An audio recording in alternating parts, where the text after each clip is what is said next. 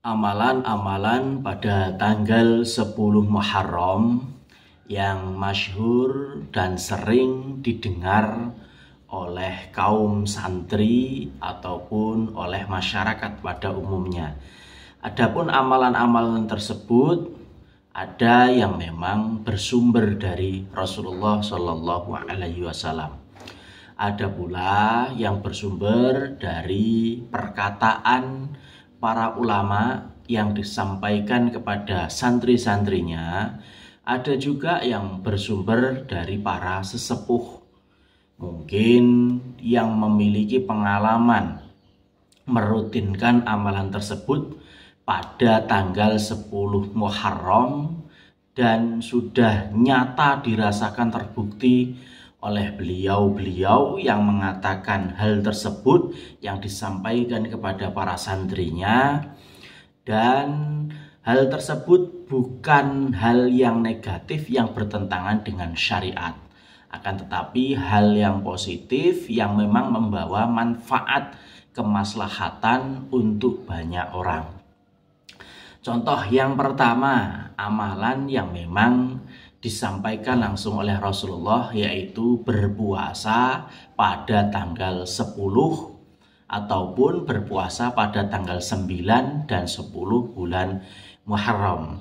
Kalau dari riwayat hadisnya dikatakan bahwasanya ketika Rasulullah bertemu dengan para orang yang memang sangat memuja Nabi Nuh alaihi salam ataupun Nabi Musa, Nabi Musa bukan Nabi Nuh, Nabi Musa alaihi salam yang lolos dari kejaran Fir'aun, dan mereka bersyukur pada hari itu, orang-orang Yahudi tadi bersyukur pada hari tanggal 10 tadi dengan berpuasa yang niatnya bersyukur atas kejaran Raja Fir'aun kepada Nabi Musa, yang Nabi Musa lolos dari kejaran Raja Fir'aun.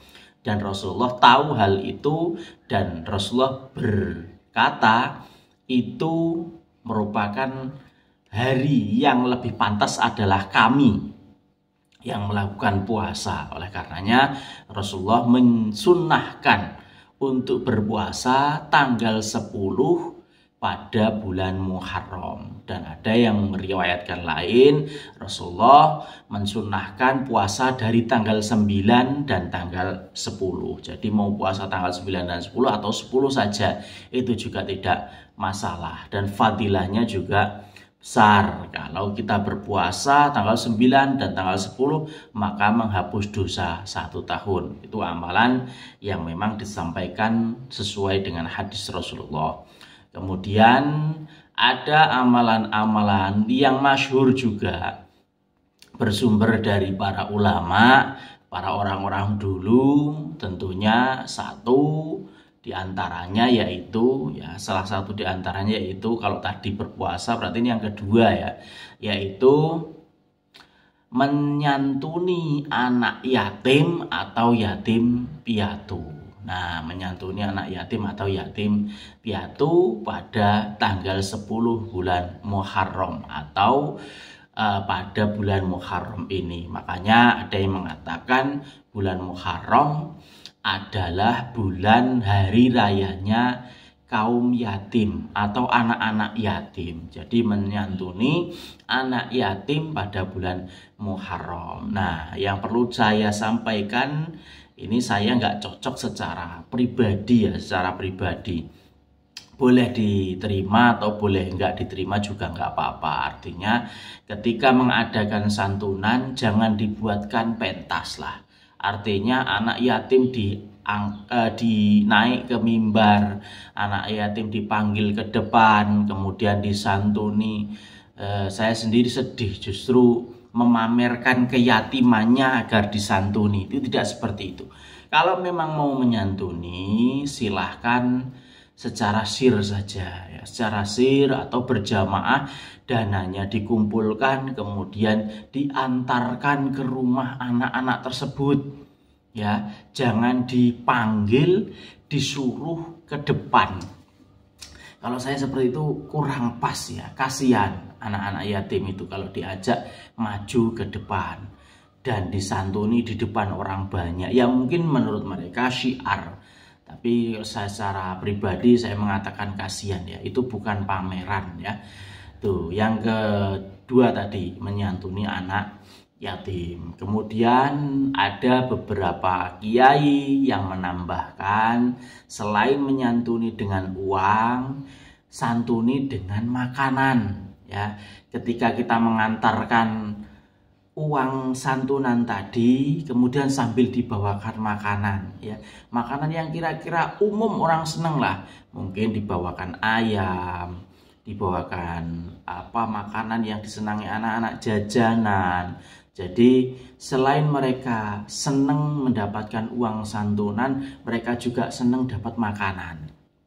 Itu ada salah satu guru saya mengatakan seperti itu. Dan itu tepat tanggal 10 ya.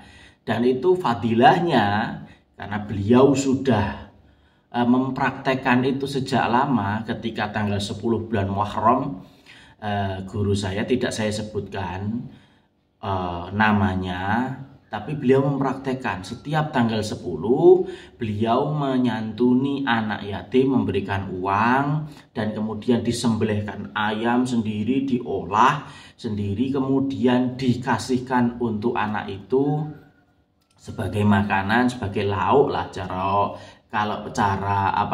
secara istilah bahasanya. Dan itu senang, menyenangkan seperti itu. Dan fadilahnya apa?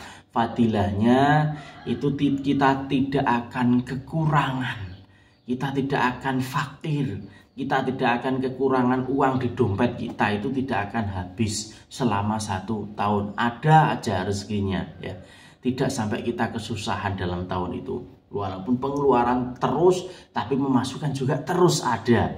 Itu ya, itu fadilah dari yang disampaikan oleh kiai saya, guru saya seperti itu. Kemudian ada lagi yang mengatakan, ini amaliyah ketiga ya tadi. Kalau tadi kedua menyantuni anak yatim, yang ketiga ini ada istilah mayoran ya. Mayoran itu apa? Makan-makan.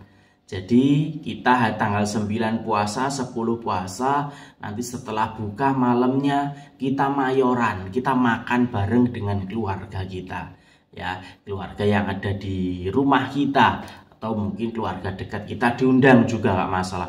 Kita makan enak di situ, makan ayam, makan mungkin daging, makan ikan bareng-bareng dengan keluarga. Itu namanya mayoran. Kita seneng, istilahnya kita lebaran juga setelah sehari 2 hari atau sehari tadi berpuasa. Jadi seperti itu. Banyak fadilah-fadilah dari seperti itu, terutama itu kan menyenangkan keluarga, kumpul dengan keluarga. Yang kedua, kita bersyukur-syukuran, kita masuk lagi di tahun baru Islam, di tahun awal tahun lagi, kita masih diberikan hidup. Ya tetap kita berdoa sambil bareng-bareng berdoa, semoga tahun yang berjalan ini lebih baik dari tahun-tahun sebelumnya. Dan kalau misalnya masih diberikan umur di tahun berikut-berikutnya, kita akan semakin baik, semakin barokah. Karena disebut dengan barokah itu ziyadatul khair ba'dal khair, bertambahnya kebaikan setelah adanya kebaikan. Itu yang disebut dengan barokah. Bertambahnya suatu kebaikan. Tahun ini kita sudah baik, tapi tahun depan kita lebih baik. Atau tahun kemarin sudah baik, tahun ini lebih baik lagi. Namanya ziyadatul khair ba'dal khair, bertambahnya kebaikan setelah memang sudah ada kebaikan. Jadi ya, kita manfaatkan momen-momen di bulan Muharram ini. Waduh Pak, ini sudah tanggal 10 saya nggak puasa, kemarin juga nggak puasa. Ya, jangan lupa santuni anak yatim ya. Masih bisa, ini masih siang. Jadi bisa masih nyantuni anak yatim. Nanti malam mayoran, anak yatim dibagi makanan dan kita mayoran di rumah, makan bareng keluarga. Ini merupakan amaliyah-amaliyah yang pernah saya dengar di masyarakat sesuai dengan kalam para guru-guru. Dan tadi yang pertama puasa tentu dari Rasulullah Shallallahu Alaihi Wasallam. Dan amal-amalan ini baik, tidak ada yang bertentangan dengan syariat. Menyantuni tentu tidak bertentangan dengan syariat. Puasa yang disunahkan Rasulullah tentu justru itu syariat. Ya, jadi monggo kita manfaatkan bulan Muharram ini dengan amalan-amalan yang baik, dengan saling menguatkan iman kita, saling berbagi kepada sesama, terutama kaum lemah, anak yatim, kaum duafa. Monggo silahkan diamalkan. Assalamualaikum warahmatullahi wabarakatuh.